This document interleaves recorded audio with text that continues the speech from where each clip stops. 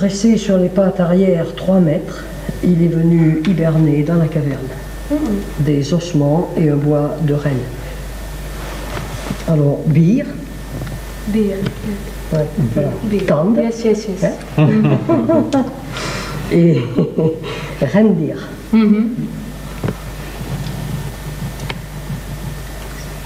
Donc ces animaux ont disparu. Aidés des volcans, des tremblements de terre, a creusé la caverne. Et la rivière a déposé dans les silex de l'argile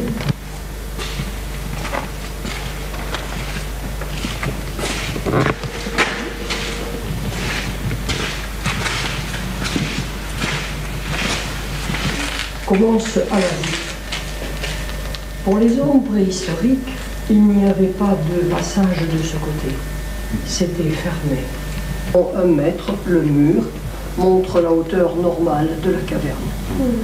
Les ours sont venus les premiers, les hommes sont venus plus tard. Ils ont emprunté le passage. Les chercheurs ne les ont pas vraiment déchiffrés. Bon, vous voyez un rectangle. Il est bien tracé. Et à l'intérieur, il y a beaucoup de traits. Mais ce qui est curieux, ce sont les traits qui sont dessus. Ils sont très bien faits. Ils sont tracés en double, de chaque côté.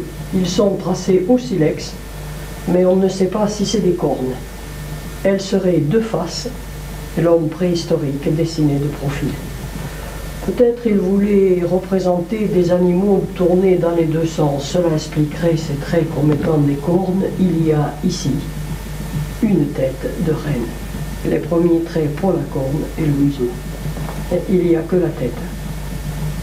Et à l'intérieur du symbole branchu, on ne connaît pas la signification.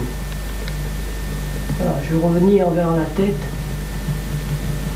Et le trait est tracé plus fin que pour le reste du corps. Et l'œil. C'est un calcaire crayeux, c'est du Crétacé.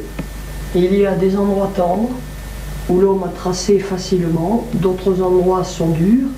C'est ce qui explique la différence de profondeur de trait. La tête, l'œil et la terre.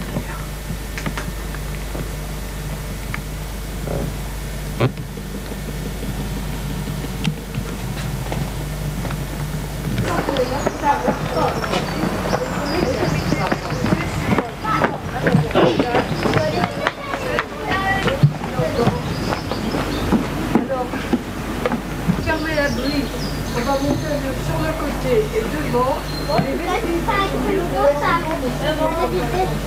L'abri retaillé, transformé en bergerie pour les moutons et les chèvres. C'est l'abri qui a été largement ouvert, et puis dans la courbe du rocher, vous voyez qu'il y a une belle saignée.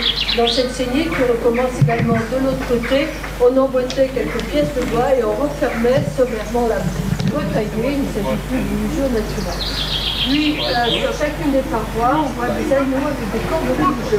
Alors, à gauche. Puis après cette bergerie, vous allez passer dans l'abri qui est ouvert, qui est derrière moi. Vous remarquerez tout à l'heure qu'il y a une table dans le fond pour découper la viande. Vous verrez 2 récipients creusés dans le sol pour récupérer les viscères et le sang. Et on appellera c'était une étagère. Et on suppose qu'ils protégeaient ici autrefois les richesses du fort et de la cité.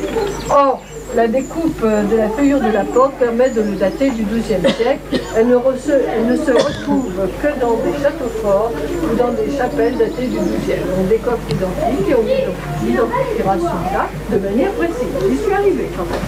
C'est tout.